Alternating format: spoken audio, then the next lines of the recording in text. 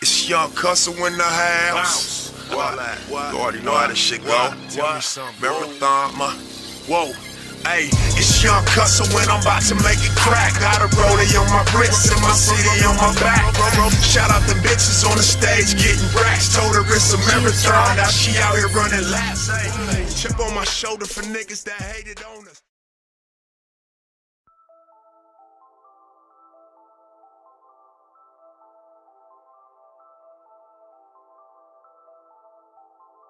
Could you see? When he had it, obviously, in order to know he had it, you had to see some part of it, correct? Correct. What part of the gun would you see whenever you saw it in his waistband? I would see this part. The handle part? Yes. Did you ask him any questions about why he carried the gun as much as he did? No. Why not? Just because when I asked him before about the other gun, he said for safety. I just took it as that, like he was just carrying it for safety. Had you ever seen anybody try to attack him? No. Have you ever seen any situation where you thought he needed a gun to protect himself? Just like the area we live in, like, maybe. Okay. Because it's a bad area, you just assumed it was okay that he carry a gun. Yes. And so it didn't concern you that he was carrying the gun? No. Were those the only two guns you ever saw him with? Yes. And besides the other one I told you about.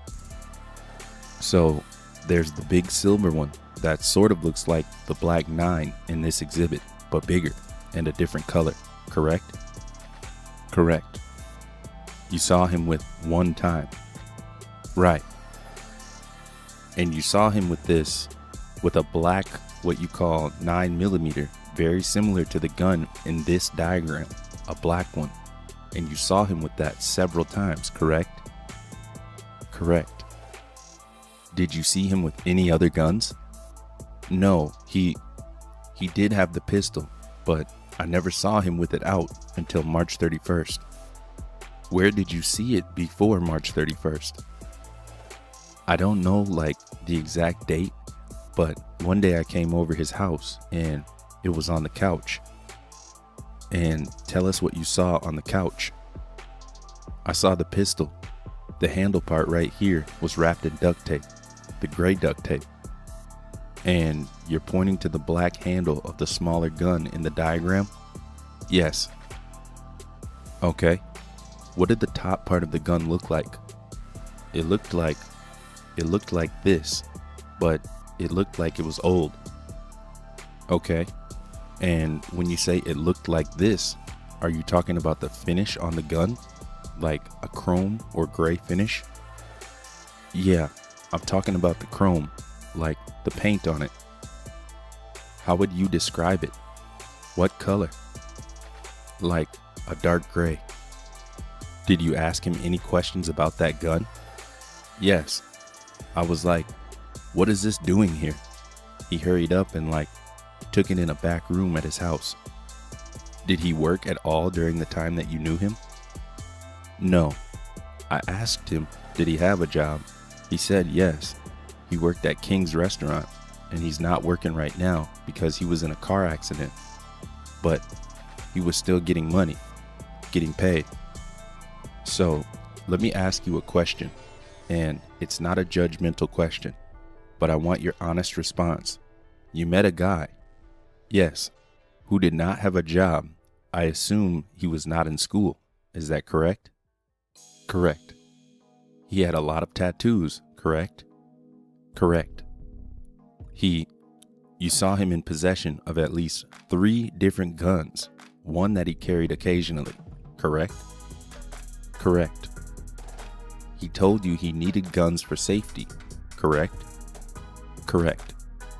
He wasn't particularly affectionate towards you, didn't introduce you to people or even kiss you. Is that correct? Correct. Did you at any time when you were with him have concerns for your safety? No. Why were you with him? I was just with him like if we go out or something, I'll hang out with him, but I wasn't like looking for him like as a boyfriend type. I was thinking like maybe it could have been since he wanted to meet my mom. I just thought like we were just kind of playing it by ear, getting to know each other. Did you really like him? I did like him, but not like him. Like that. I just thought he was like, cool. He was cool to go out and eat with and stuff. Did you ever introduce him to any of your friends? No. My landlord knowed him, and I asked my landlord about him though. I did question some stuff with her. I just asked her like, did she know him? And she was like, Miss Annalie Roca. Well, don't tell us. The witness. Okay. What your landlord said. Oh, that's okay. By Mr. McKinney. So, for the month that you knew him leading up to March 31st, you told us this morning and this afternoon some of the things that you knew about him, correct? Correct. Was he ever violent towards you in the time that you knew him? No. Had he ever threatened you? No, just the day of the shooting. Okay, we'll get to that. Okay. But up until that day, had he ever threatened you? No. Had you seen him ever being violent toward or threaten someone else? No. Did you ever see him get into any fights? No. Did he ever express any kind of violent temper with you that so much that it scared you a little bit? No. All right, so let's talk about March 31st. Did you start off that day working? Yes. How did you get together with Eric on that day? I called him after I finished working and he wanted to get something to eat from In-N-Out. Okay. Is there an In-N-Out in the town where both of you were living? Yes. Okay. Did you go to that In-N-Out? No. Why not? He didn't want to go to the In-N-Out. He wanted to go somewhere else. He wanted to ride to LA. How many times had you been to LA with him before the 31st? 4. On those 4 prior occasions, where in LA did the two of you go? We went to Santa Monica, Hollywood, in the area where the shooting was at, one time, and I think it was only 3 times though. Okay, so of those 3 times, Santa Monica sounds like beach day. Yes. Is that what it was? Yes. Like a day at the beach. Yeah. What about Hollywood? What did you do there? Just kind of like went there. He got a Cowboys hat. Cowboys meaning the football team. Yes. Okay. And what else did you do? Did you walk around? Did you go to the movies? Eat? No. Just went there, got the hat, and just kind of like ride up and down the strip. Okay. And now you said you had gone to the area of Crenshaw and Slauson with him one time before the 31st. Tell us about that. Yes, I went over there. He wanted to get a shirt from this liquor store that's not too far from the plaza where the shooting happened, and that was it.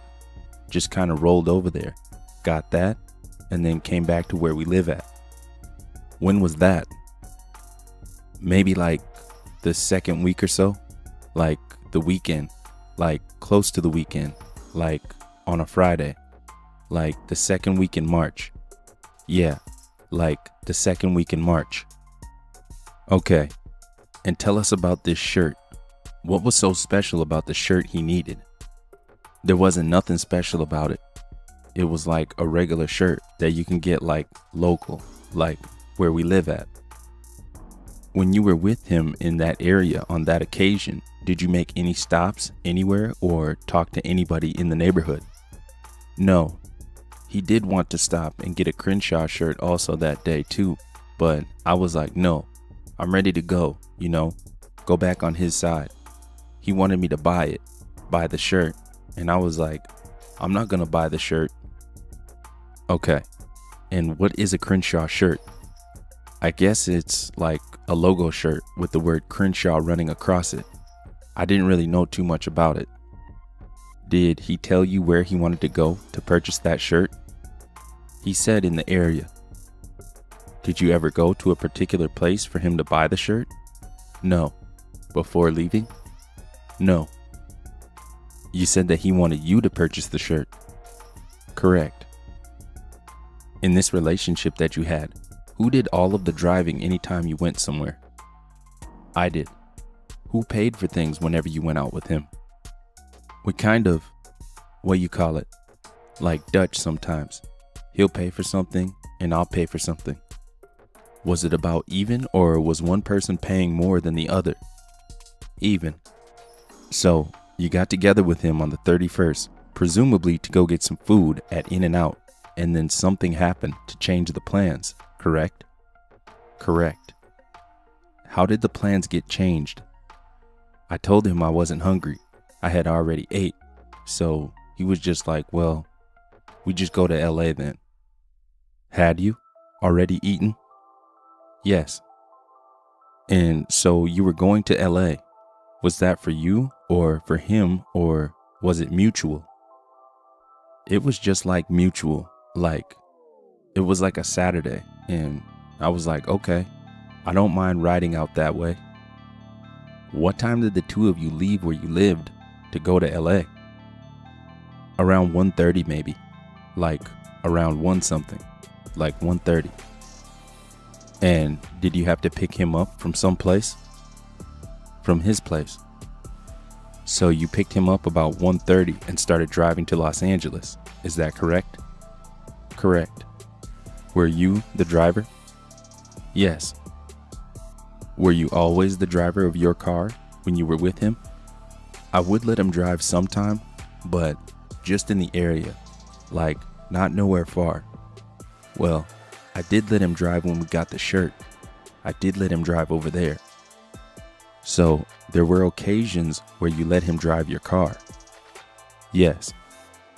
Was there ever an occasion you let him drive your car when you were not with him? Yes. Tell us, how many times did that happen? 1 time. When was that? I was at work. I let him drop me off at work. Maybe this was like the 3rd week. I let him, take my car. He said he wanted to pick up some t-shirts while I was at work. Did he have a cell phone, by the way? Yes. Did you drive straight to LA after picking him up at about 1:30? Yes. And the plan was to go get something to eat? Right. How was he dressed when you picked him up? With no shirt on and a bandana around his neck. Was he dressed the same way we saw him in that grand jury exhibit number 8? Yes.